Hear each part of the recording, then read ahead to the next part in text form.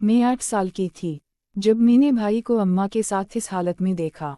मैं कांपने लगी तो भाई ने मुझे भी अपने बहाना फिर आहिस्ता आहिस्ता मेरा नाम मान रहा था। लेकिन प्यार से सब मुझे गुड़िया कहते थे। मैं बहुत आस थी और अब्बा के इंतकाल के बाद तो हर छोटी से छोटी बात को मैं महसूस करने लगी थी। आहिस्ता आहिस्ता मुझे एहसास हो रहा था कि अम्मा की नज़र में मुझसे कहीं ज़्यादा उनका बेटा अहम है। मेरी मुँह को मुझसे ज़्यादा मेरे भाई के साथ मोहब्बत थी। वो हर वक्त हीर भाई के गुण गाती। कभी कभी तो अपने भाई से आसरा होने लगती कि इसकी वजह से अम्मा को शायद मैं नज़र ही नहीं आती। यह बे तो बाद में मुझ पर खुला। यह मोहब्बत दरअसल किस बात का सासना थी। अम्मा दरअसल भाई के साथ कोई और रिश्ता बना रही थी जिसे जुबान पर लाने की हिम्मत मुझ में ना थी। पहली बार मुझे अम्मा के अंदाज पर इस वक्त शक हुआ जब सर्दियों के दिन थे और अम्मा आधी रात को कंबल से निकलकर ना जाने कहाँ चली जाती। शुरू में तो मुझे यही लगा कि अम्मा बाथरूम में जाती, लेकिन काफ़ी देर तक इंतजार करते करते मैं सो जाती और अम्मा लौटकर ना आती। सर्दी इस कदर शदीद थी कि जिस्म को ठंडा करके रख देती। लेकिन अम्मा तो एक पतली सी चादर ओढ़े ही कमरे से निकल जाती। एक दिन मैं उनसे पूछा तो अम्मा कहने लगी वो ज़हीर भाई को देखने के लिए जाती हैं। अम्मा की बात सुनकर मैं हैरान रह गई थी। अम्मा भला आधी रात को क्या देखने जाती थी? ज़हीर भाई तो रात दिन के 10 बजे ही अपने बिस्तर में चले जाते थे। तब भी अम्मा उन्हें खुद ही दूध का गिलास देकर कंबल उड़कर वापस आती थी। अम्मा को ज़हीर भाई से ऐसी भी कौन सी मोहब्बत थी जो आधी रात को शदीद सर्दी के बावजूद भी वो बिस्तर छोड़कर निकल जाया करती थी। ज़हीर भाई का कमरा सहन के इस पार था और मेरा और अम्मा का कमरा सहन के इस पार। अम्मा को यह फिक्र भी होती कि पीछे मैं कमरे में अकेली रह जाती हूँ, जबकि उन्हें अच्छे से मालूम था कि मैं किस कदर डरपोक थी। और सबसे अजीब बात यह कि ज़हीर भाई मेरी मां के सगे बेटे भी नहीं थे कि मुझे अम्मा के इस वलाना मोहब्बत का मतलब समझ आता। मैं बहुत हैरान होती कि अम्मा कैसे अपनी सगी बेटी के आगे सौतेले बेटे को हिम्मत दे सकती थी। लेकिन यह बात मुझे आज तक समझ नहीं आई थी। इनके लिए तो अम्मा बाकायदगी से दूध का गिलास लेकर जाती और बादाम भी खिलाती। लेकिन मेरी अम्मा को ज़रा ख्याल ना आता। अम्मा कितनी थकी हुई क्यों ना होती, लेकिन ज़हीर भाई की एक फरमाइश की खातिर घंटों वाक़ई खाने में खड़ी रह जाती और जब तक ज़हीर भाई के मुंह से निकली हर बात पूरी ना कर देती। अम्मा को चैन नहीं आता था। ज़हीर भाई के लिए अम्मा की आंखों में एक अजीब सी मोहब्बत थी। इतना बेकरार तो कोई सगी मां भी नहीं होती थी जितना मेरी मां ज़हीर भाई के लिए बेकरार रहती थी। वह कॉलेज गया। अम्मा सारा दिन यहाँ से वहाँ चक्कर काटती रहती और इसकी वापसी का इंतजार करती रहती। उसकी काया ईटा के लिए दुआएं मांगती। उसके वापस आते ही अम्मा उसके पीछे पीछे उसके कमरे में चली जाती और मुझे सख्ती से ताकीद करती कि मैं अम्मा के पीछे ना आऊं। जब तक ज़हीर भाई घर में होता अम्मा की नज़र में बस वही समाया रहता। इसके पहनने के कपड़े अम्मा के हाथ से निकाल कर देती जैसे वो कोई नासमझ बच्चा हो। अम्मा को इससे इतनी मोहब्बत क्यों थी? बस यही सवाल मेरे दिमाग में गूंजने लगा था। मैं अम्मा का खून थी, लेकिन शायद अम्मा बेटे की कशिश के पीछे पागल हो गई थी। ज़हीर भाई मुझसे बहुत मोहब्बत करते थे। घर में दाखिल होते ही सबसे पहले मेरे पास आते और हमेशा मेरे लिए चॉकलेट लेकर आते और मोहब्बत से कहते कि गुड़िया जाओ और अपने कमरे में जाकर आराम से चॉकलेट खाओ। मैं भी कम उम्र थी। चॉकलेट देकर खुशी से फूले ना समाती और पूरे ही कमरा में भागती और अम्मा के साथ अकेले बैठे रह जाते। ना जाने वह दोनों आपस में क्या बातें करते थे कि मुझे देखते ही दोनों की जुबान पर ताला लग जाता। बस मुझे इतना ही समझ आता कि अम्मा ज़हीर भाई से ज़बरदस्ती कुछ करवाना चाहती हैं। और ज़हीर भाई अम्मा की बात पर खुश नहीं थे, लेकिन वह अम्मा का बहुत एहतराम करते थे। शायद इसीलिए अम्मा को रोक नहीं पा रहे थे। अक्सर ही मैं उनकी जुबान से इनकार के अल्फाज सुनती थी। मैं भी पूरी बात सुन ही ना पाई थी, क्योंकि अम्मा हमेशा ज़हीर भाई की इस कदर करीब होकर बैठ गई कि कुछ भी सुनाई ना देता। एक दिन मैं ऐसे ही कालट खिलट ज़हीर भाई के कमरे में चली गई। अम्मा ज़हीर भाई का हाथ पकड़कर बैठी हुई थी और उनसे कह रही थी कि बस तुम ही मेरा सहारा हो, मेरी ख्वाहिश पूरी कर दो, इनकार ना करना। मैं मजीद तड़पना नहीं चाहती। अम्मा के लहजे में अजीब सी तड़प थी। अम्मा किस ख्वाहिश का इजहार कर रही थी और किस तड़प की बात कर रही थी? ज़हीर भाई और अम्मा के दरमियान क्या बात हो रही थी? काफ़ी देर तक सोचने के बाद मुझे कुछ समझ ना आया। मैं कम उम्र थी इसलिए थोड़ी देर में ही हर बात भूलकर दोबारा खेल में मगन हो गई थी। अब तो अक्सर ऐसा ही होने लगा कि अम्मा और ज़हीर भाई एक साथ बैठे कुछ बातें करते रहते और जैसे ही मैं उनके करीब जाती, अम्मा मुझे वापस जाने का कहती। जहीर भाई जब भी अम्मा को किसी ना किसी काम से घर से बाहर लेकर जाते, मेरे असरार के बावजूद भी अम्मा मुझे अपने साथ नहीं ले जाती थी। वो दोनों मिलकर जमाने भर की सैर करके आते और मैं घर में तन्हा ही रह जाती। मुझे भी घूमने फिरने का बड़ा शौक था, लेकिन अब्बा के इंतकाल के बाद यह शौक बस शौक ही रह गया। जहीर भाई का रवैया मेरे साथ बहुत ही अच्छा था, लेकिन अम्मा के रवैया की वजह से मुझे वह बुरे लगने लगे थे। मैं जब भी अम्मा को उनके साथ देखती तो मुझे जलन का एहसास होता। वह घर बहुत कम रहते थे, ज़्यादातर वक्त घर से बाहर ही होते थे। उनकी गैर मौजूदगी में अम्मा की जुबान पर बस उनका ही नाम रहता। जब तक अब्बा जिंदा थे, मुझे इस बात का एहसास ना हुआ था कि अम्मा मुझसे और जहीर भाई में क्या फ़र्क करती हैं, क्योंकि अब्बा मुझे इस कदर चाहते थे कि मैंने कभी अम्मा की मोहब्बत को बढ़ता हुआ महसूस ही नहीं किया था। इस वक्त शायद अम्मा भी जहीर भाई के आगे पीछे इस कदर नहीं घूमती थी, लेकिन अब्बा के इंतकाल के बाद मेरे अंदर एक एहसास माँ में पैदा हो गई थी, और शायद इसीलिए मुझे उनका बर्ताव बुरा लगने लगा था। मैं हमेशा अपने अब्बा के साथ सोती थी, मुझे उनसे बहुत लगाव था, लेकिन किस्मत ने हमारा साथ बहुत ही कम लिखा था। मैं सिर्फ 5 साल की थी जब अब्बा हमें छोड़ गए थे। अब्बा के जाने के बाद मैं कई रातें सो नहीं सकी थी। अब्बा के इंतकाल के बाद जहीर भाई ने मुझे सीने से लगाकर कह दिया था कि अब वह मेरे बाप की जगह है, मगर मुझे क्या मालूम था कि मेरी मुँह ने अब्बा के मरते ही क्या सोच लिया है। मुझे रात के वक्त बहुत डर लगता था। अम्मा ने मुझे अपने कमरे में सुलाना शुरू कर दिया, लेकिन पिछले कुछ अरसे से अम्मा हर रात मुझे छोड़कर जहीर भाई के कमरे में उठकर चली जाया करती। कई दफ़ा मैं उनसे कहा कि उनके बगैर मुझे नींद नहीं आती बल्कि डर लगता है, लेकिन अम्मा ने मुझे उल्टा डंक देता और कहा, जरीना इतनी बड़ी हो गई हो, अभी तक डरती हो, अकेले सोने की आदत डाल लो। मैं अम्मा से पूछना चाहती थी कि आधी रात को जहीर भाई के कमरे में उनका क्या काम? वो कोई बच्चे थोड़ी ही जिन्हें अम्मा की ज़रूरत है। लेकिन यह सवाल मेरे लबों पर मचल कर रह जाता, क्योंकि अम्मा के गुस्से के आगे मेरी जुबान नहीं चलती थी।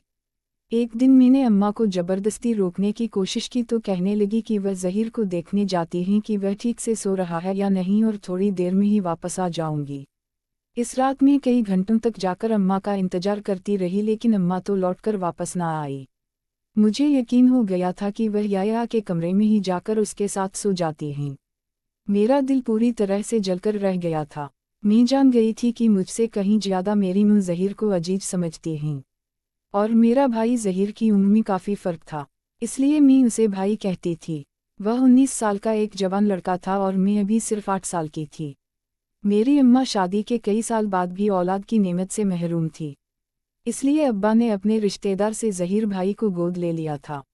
जहीर भाई सिर्फ 2 साल के थे जब वह हमारे घर आए थे। अम्मा ने बहुत मोहब्बत से उन्हें पलपसकर बड़ा किया था, और जब जहीर भाई 11 साल के हो गए तब अम्मा को अल्लाह ने खुशखबरी से नवाजा था। लेकिन अम्मा के दिल में जहीर भाई की मोहब्बत कम ना हुई, बल्कि हर गुजरते दिन के साथ उनकी मोहब्बत बढ़ती ही चली गई। और अब्बा इंतकाल के बाद अम्मा के हर वक्त जहीर भाई के इर्द गिर्द ही रहने लगी। अम्मा बहुत ही हसीन थी और अपनी उम्र से बहुत जवान नजर आती थी। हर किसी ने ही अम्मा को मशवरा दिया कि वह दूसरी से शादी कर ले, लेकिन अम्मा सबको मुस्कुराकर सिर्फ यही कहती कि जहीर उनके साथ है, उन्हें शादी करने की कोई ज़रूरत नहीं। अब्बा के इंतकाल को 2 साल हो चुके थे और इन 2 सालों में अम्मा ने जहीर भाई के सर आंखों पर बिठा लिया था। वो पहले से कहीं ज़्यादा जहीर भाई की खिदमत में मसावपा हो गई थी, और अब तो ऐसा लगता था ऐसा नहीं मेरा वजूद भी नजर आता था। शाम को मैं खेलने के लिए गली में निकलती तो गली की औरतें मुझसे अजीब अजीब तरह के सवाल करती। कोई मुझसे पूछती कि तुम्हारी अम्मा जहीर के साथ कहाँ घूमती फिरती है, तो कोई कहती कि तुम्हारी मुँह तुम्हारे बाप के मरने के बाद मजीद जवान हो गई है। हर औरत का अंदाज अजीब सा होता, जैसे वह कुछ कहना चाहती हो।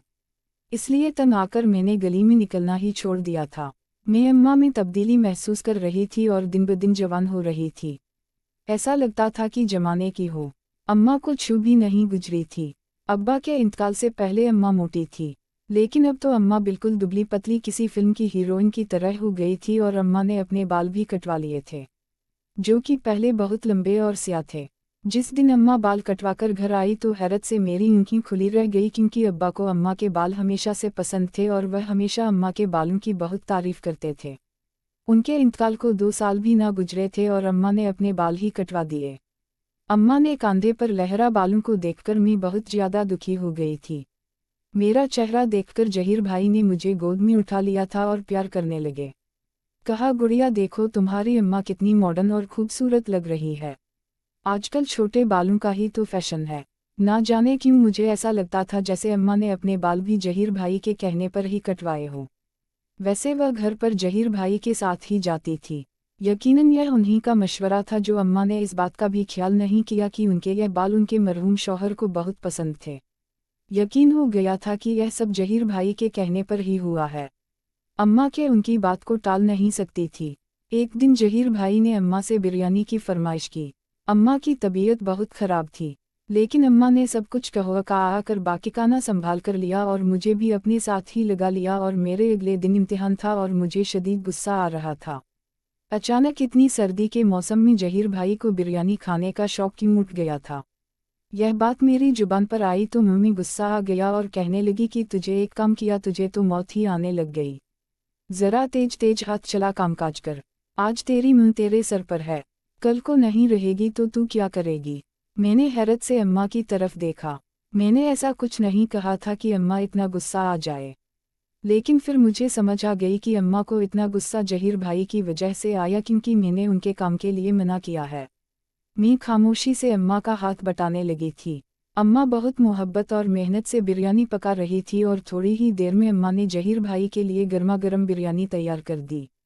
इस दिन मैंने खाना ही नहीं खाया क्योंकि मेरा दिल बुरी तरह से कटा हो चुका था। अम्मा के नज़दीक उनका सौतेला बेटा ही सब कुछ था, मैं कुछ भी नहीं। मैंने गुस्से में किसी से कोई बात नहीं की। जहीर भाई को शायद एहसास हो गया था कि मेरा मूड ठीक नहीं है, इसलिए वह मेरे लिए बर्गर ले आए और खुद ही मुझे मनाने लगे। मगर मैंने फिर भी उनसे कोई बात ना की और ना ही उनका लाया हुआ बर्गर खाया। इस बात पर भी अम्मा ने मुझे ही दंड दिया। मेरा मूड मजीद बिगड़ गया था। मैं मुंह पर कंबल डालकर लेट गई। खाली पेट नींद नहीं आ रही थी, यूं ही करवट बदल रही थी। अम्मा को लगा शायद मैं सो रही हूँ, इसलिए थोड़ी देर बाद मेरे बराबर उठकर कमरे से निकल गई। मैं अच्छी तरह जानती थी कि वह जहीर भाई के कमरे में ही गई होंगी। वह ऐसा क्या था जो अम्मा को वहाँ जाने की इस कदर बेचैनी थी। अम्मा को एक दफ़ा भी ख्याल नहीं आया कि मैं भूखी सोई हुई हूँ। अगर मेरी जगह जहीर भाई भूखे सोते तो अम्मा की जान हवा होने लगती। यह सोच आते ही मेरे अंदर मजीद आग चलने लगी। कुछ देर में ऐसे ही करवटें बदलती रही, लेकिन नींद तो ना आनी थी। पेट में चूहे जो दौड़ रहे थे। मैंने सोचा कि चुपके से फ्रिज में रखा हुआ बर्गर निकालकर खा लेती हूँ। गुस्सा कितना ही ज्यादा क्यों ना हो, भूख के आगे कुछ भी नहीं था। मैं दबे कदम अपने कमरे से निकली।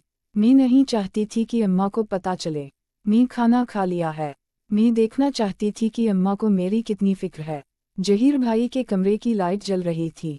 मेरे दिल में भी टास पैदा हुआ कि अम्मा आधी रात को इनके कमरे में क्या देखने जाती है।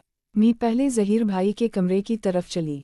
उनके कमरे की एक छोटी सी खिड़की साना में खुलती थी जो आज भी खुली हुई थी। मैं खिड़की के पट से साथ लग गई कि खिड़की हुई तो मेरे रोंगटे खड़े हो गए क्योंकि अम्मा के रोने की आवाज़ आ रही थी और मैं हैरान हो गई कि रात के इस पहर अम्मा जहीर भाई के कमरे में बैठी क्यों रो रही है। पहले पहल तो मुझे ऐसा लगा कि शायद अब्बा को याद कर रही होंगी, लेकिन अम्मा के अंदर से आती हुई आवाज़ें मुझे यह यकीन दिला गई कि बात कुछ और है। मैंने चुपके से खिड़की से पट से झंका तो मेरे सर पर आसमान गिर गया। अम्मा जहीर भाई के कदमों में गिरी हुई थी और रो रही थी। मगर जिस चीज़ को देखकर मेरे लिए अपना चीखना रोना मुश्किल हो गया वह अम्मा की पतली सी शाल थी जो उन्होंने अपने सीने से उतारकर जहीर भाई के कदमों में डाल दी थी। मैं सांस रोक के आवाज़ दबाई खिड़की में झंक रही थी। अम्मा रोते रोते जहीर भाई से कह रही थी, इनकार ना करना, मैं कल ही निकाह पाआवों को तैयार हूँ। अम्मा की बात ने मेरे होश उड़ा दिए थे। वो कैसे एक पाकीजा रिश्ते की धज्जियाँ उड़ा सकती हैं। जहीर भाई भला सगे ना थे, लेकिन वह दिल से अम्मा को तो अपनी मुँह मानते थे। अम्मा जहीर भाई के पाँव पकड़ रही थी। देख मैं तेरे आगे हाथ जोड़ती हूँ, मेरी खातिर तू इस रिश्ते को कबूल कर ले। जहीर भाई सर झुकाए बैठे थे और अम्मा से कह रहे थे कि मेरे लिए यह बहुत मुश्किल है, लेकिन मैं जानता हूँ जब तक मैं हूँ नहीं करूँगा आपको सुकून नहीं आएगा। जहीर भाई ने अम्मा को दोनों हाथों से पकड़कर उठाया और अपने सीने से लगा लिया और उसके आगे ना मैं कुछ देख सकती थी और ना ही सुन सकती थी। खिड़की के पट से हटकर मैं कमरे में वापस आ गई और बेड पर बैठकर रोने लगी। कुछ ही देर में अम्मा कमरे में आ गई और मुझे इस तरह रोता देखकर परेशान हो गई। मैंने अम्मा से कहा, आप दूसरी शादी कैसे कर सकती हैं? और वह भी ज़हीर भाई से, तो वह आपके बेटे हैं। मेरी बात सुनकर अम्मा की आंखें खुली की खुली रह गई और वह गुस्से से कहने लगी, यह बात किसने कही? मैंने अम्मा से कहा, मैं सारा सच जान गई हूँ और मैंने खुद अपने कानों से सुना है कि आप ज़हीर भाई के साथ निकाह करने वाली हैं। मेरी बात सुनकर अम्मा मेरे बराबर में आ बैठी और कहने लगी, हमेशा आंखों का देखा और कानों का सुना सच नहीं होता। तू अभी छोटी है, 8 साल की उम्र में इतनी बड़ी बड़ी बातें कैसे समझने लगी? मैंने गुस्से में अम्मा से कहा, मैं इतनी भी छोटी बच्ची नहीं हूँ कि निकाह का मतलब ना समझ सकती हूँ। मैं जानती हूँ कि आप अब्बा की जगह पर ज़हीर भाई को मेरा अब्बा बनाना चाहते हैं।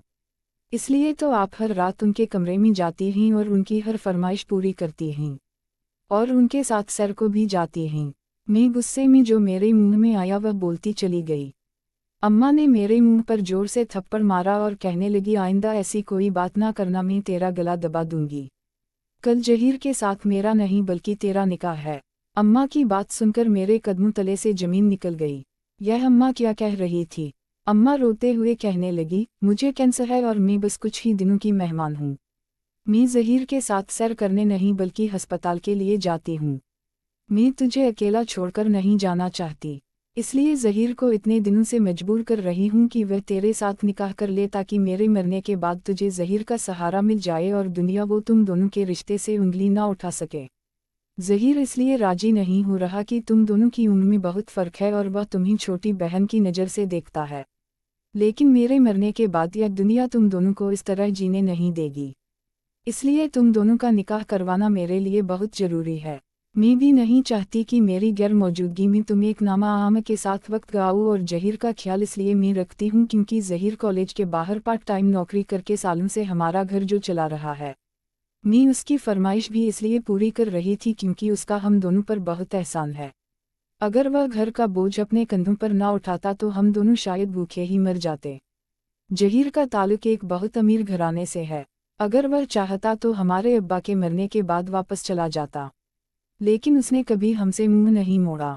ज़हीर से बेहतर मुझे तुम्हारे लिए और कोई लड़का नहीं मिल सकता। तो बस यही चाहती हूँ मेरे मरने के बाद तुम्हें एक सुकून भरी छत नसीब हो। अम्मा की आंखों में आंसू आ गए। अम्मा अपनी बीमारी की वजह से पतली हो रही थी और कैंसर की वजह से ही अम्मा के बाल बहुत ज़्यादा झड़ रहे थे, जिसकी वजह से अम्मा ने मजबूरन अपने बाल कटवा दिए। लेकिन मैंने हर बात का गलत मतलब निकाल लिया था। मैं कैसे अम्मा को इस कदर बड़काड़ा समझ बैठी थी, जबकि मेरी मुंह तो फिक्र में हिल रही थी। मैं रोते हुए अम्मा के गले लग गई और अपने रवैया के लिए अम्मा से माफ़ी मांगने लगी। अगले ही दिन अम्मा ने मोहल्ले के 4 लोगों की मौजूदगी में मेरा और ज़हीर का निकाह करवा दिया।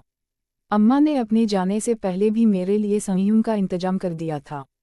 मेरी मां पीछे कुछ अरसे से अस्पताल में दाखिल है और बहुत ज़्यादा तकलीफादा ज़िंदगी गुजार रही है, मगर सारे बाल झड़ चुके हैं और अब वह पहले से भी कहीं ज़्यादा दुबली हो चुकी हैं।